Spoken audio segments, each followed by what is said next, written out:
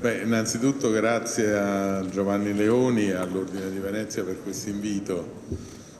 Ormai sono un assiduo, direi, diciamo, dei tuoi convegni. Volevo cercare di portare il mio contributo, non ho delle slide perché a me piace moltissimo ascoltare quelle che sono le relazioni per determinare poi come orientare il mio intervento rispetto a quelle relazioni.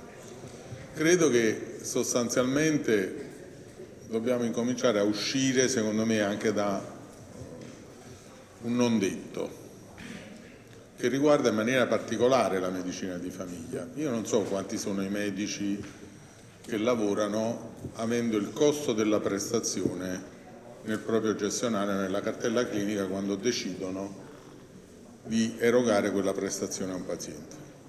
I nostri gestionali hanno il costo della prestazione. Per cui in questo momento noi abbiamo discusso fino adesso di responsabilità civili, di responsabilità penali. Io non ho sentito parlare di responsabilità amministrative, Corte dei Conti, che è un altro degli elementi di pressione che esistono in particolare sul management nella parte più direttamente ospedaliera per le vari modelli di responsabilità, ma che sul medico di famiglia ricadono praticamente completamente. Perché il medico di famiglia deve discernere, secondo quella che viene definita un modello di appropriatezza, che poi vorrei capire chi è che definisce quando finisce l'appropriatezza finanziaria e quando inizia l'appropriatezza clinica, se non il medico, però poi dopo la decide ex post un funzionario o una Corte dei Conti. Tutto questo non possiamo negare che, come veniva fuori anche da qualche altra relazione, quella di Adelchi rispetto al consulente tecnico, no? Che in qualche modo è influenzato, no? Dall'orientamento. Allora ci dovremmo chiedere, oggi il medico di famiglia è influenzato da quei costi, dal modello amministrativo a cui viene continuamente sottoposto? Perché o lo scudo da penale diventa penale, civile e amministrativo, o, con tutto il rispetto, credo che la connessione tra quella che possa essere l'attività di un medico di cure primarie che lavora, vi ricordo, per problemi, non lavora su diagnosi definite e quindi fa una ricerca per arrivare ad avvicinarsi con gli strumenti che ha il più possibile a una diagnosi di certezza. E qua potremmo aprire tutte le discussioni che volete, partendo per esempio dalla diagnostica nei nostri studi, che è una specie di sogno partito nel 2019 con un finanziamento, e sono gli unici soldi che non sono stati spesi in miliardi di euro spesi durante il Covid. Col professor Fineschi già dal primo momento ci eravamo confrontati sul problema del referto, sempre perché poi devo considerare nell'ambito delle mie attività tutti quegli aspetti che avete sentito declinare oggi, no? Ogni cosa che faccio devo capirne i modelli di responsabilità penale, civile, amministrativa conseguenti. Col professor Fineschi ragionavamo come una prestazione diagnostica nello studio del medico di famiglia, che diventava di fatto un'attività non refertata, perché io non referto a me stesso e non credo che il mio elettrocardiogramma nessun cardiologo lo accetterà senza ripeterlo.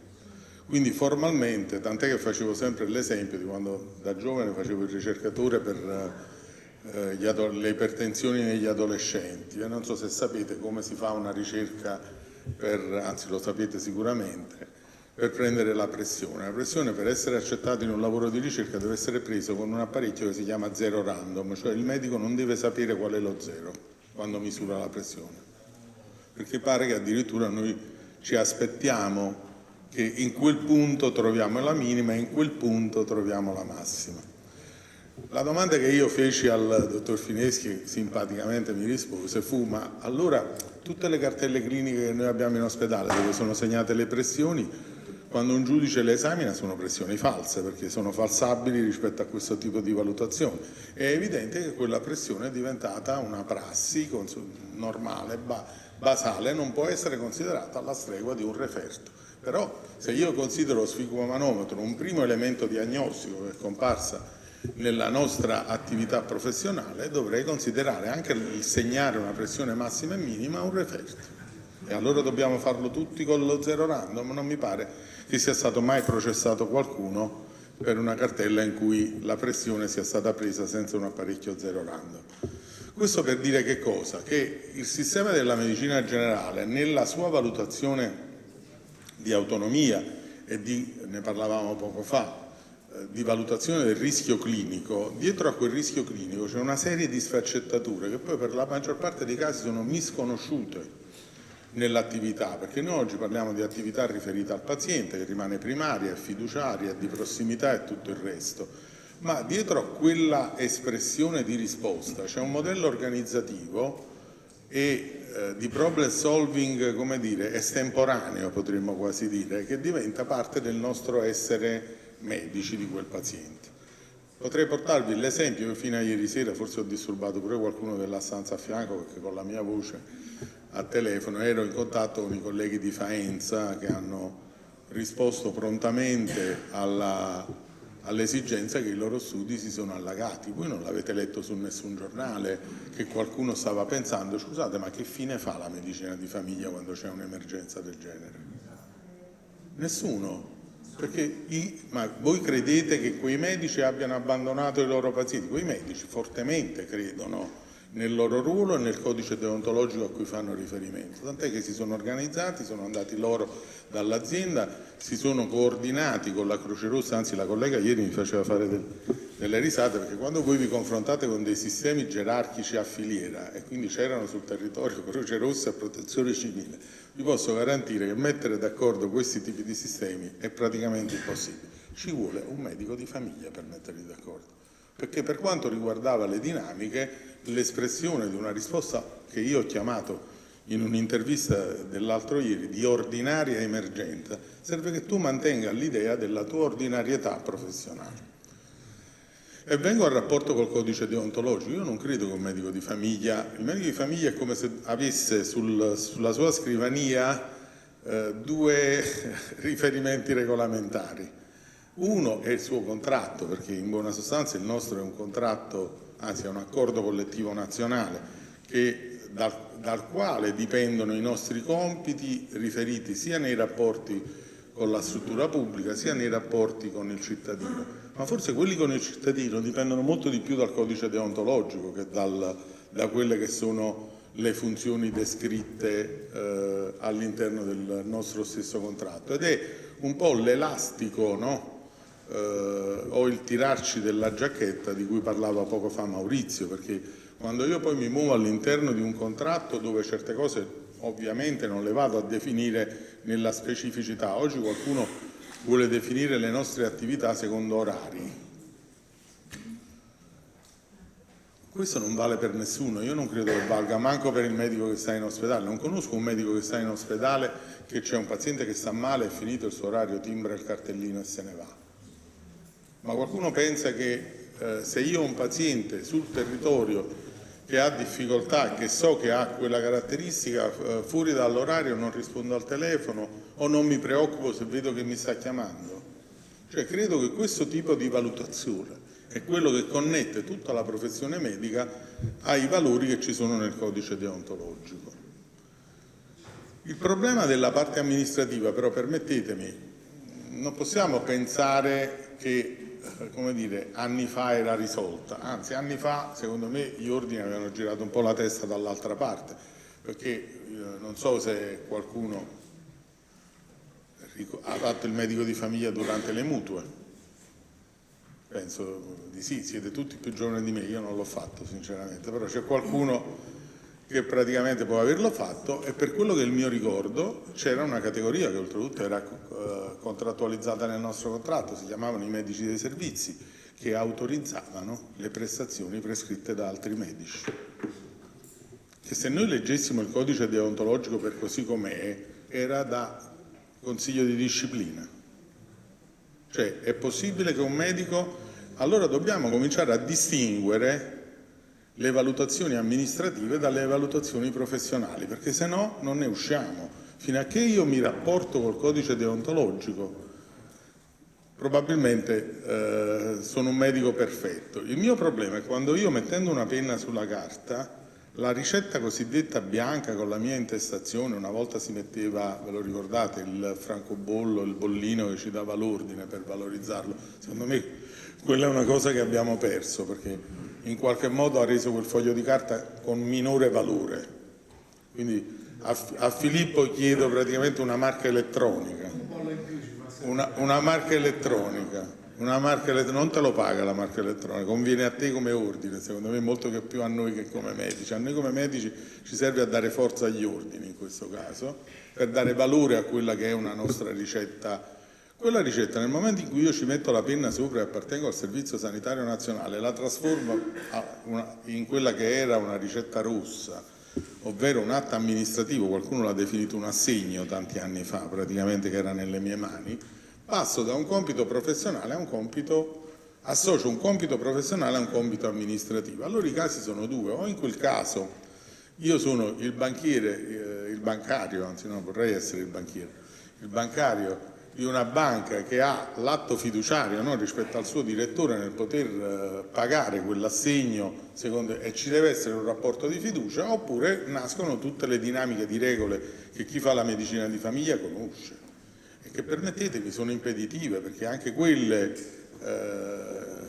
come dire, come è stato sottolineato stamattina, impediscono il progredire. Perché io come medico devo assumere dei rischi, non posso pensare di fare questa professione senza assumere dei rischi. E se però incomincio a pensare, non voglio assumere rischi in sede civile, non voglio assumere rischi in sede penale, non voglio assumere rischi in sede deontologica, non voglio assumere rischi in sede amministrativa, forse è meglio che cambio lavoro. Perché No, io guarda, devo dire la verità, rispetto a chi fa il funzionario c'è un rispetto, e così arrivo anche alle conclusioni che ho promesso a Giovanni di essere in recupero. No, l'ho promesso io, non me l'hai chiesto tu, in modo anche da non annoiare. Sul sistema anche là, permettetemi, c'è una certa una non conoscenza, probabilmente anche voluta se vogliamo, perché noi continuiamo a parlare e ne siamo gli artefici, io l'ho detto più volte, forse l'avrò già detto anche qua a Venezia, noi siamo, come dire, i soggetti che esprimono il funzionariato dell'articolo 32 della Costituzione. Però questo nella Costituzione non c'è scritto da nessuna parte, ce lo siamo dati noi, e ce lo siamo dati noi proprio nel rispetto di quell'etica e di quella morale che ci deriva dal codice deontologico. Però noi non possiamo dimenticare che nella Costituzione c'è un articolo 81.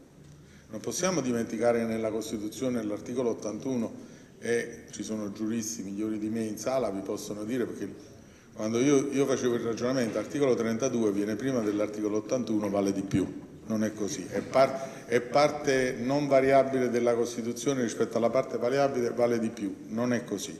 Gli articoli della Costituzione si equivalgono. L'articolo 81, quello sull'equilibrio di bilancio, se voi andate a verificare tutte le dinamiche legislative, vi dice pure che il funzionario è responsabile se poi sfora quel bilancio. E allora, caro Filippo, purtroppo quel funzionario ha lo stesso problema che ho io quando metto la penna sulla carta, nel discorso di avere lui una responsabilità amministrativa e economica rispetto a quella decisione. E questo è uno dei problemi che perciò io, come dire, ho sentito parlare di scudo penale, poi ne parleremo se avrò l'opportunità in audizione con la Commissione ma credo che sia cominciato a essere necessario in questo Paese di verificare dove è possibile valorizzare anche degli scudi amministrativi, perché da questo sistema è fuori controllo la Corte dei Conti, e che non è, permettetemi, l'ambito in cui è più facile per un cittadino rappresentarsi in termini di difesa. Non è. La Corte dei Conti, voi non ci andate proprio, ci va una vostra relazione fatta da un vostro avvocato, per essere chiaro. E c'è un consesso di giudici rispettabilissimi che l'analizza però sul piano amministrativo. Si chiederà mai quel giudice dietro a quell'atto amministrativo se c'era stato un atto professionale di garanzia, se c'è stato un uso improprio, per esempio, rispetto a un farmaco, ma se quel farmaco poi ha salvato una vita? Ha questo compito il giudice amministrativo? Non credo. ha solo il compito di verificare se quella prescrizione è stata appropriata. E in quello noi ci troviamo schiacciati ovviamente dal fatto di viverci rispetto a un codice deontologico come medici, ci troviamo schiacciati da un rapporto di fiducia con un cittadino e con una comunità che viviamo, ripeto, l'esempio di Faenza è reale. Come fa uno che vive in quegli ambienti, in quei territori, a dimenticarsi in quel momento di poter essere utile anche solo per fare una ricetta per un antipertensivo a quel paziente che ha perso tutto e penserà di aver perso anche, permettetemi, il contatto col Servizio Sanitario Nazionale? E forse se gliene faccio 2 di prescrizioni qualcuno mi richiamerà pure perché avrò aumentato la spesa, ma perché in quel caso avrei dovuto costringere a uno dalla montagna a fare lo sci sul fango per venire a prendersi una prescrizione.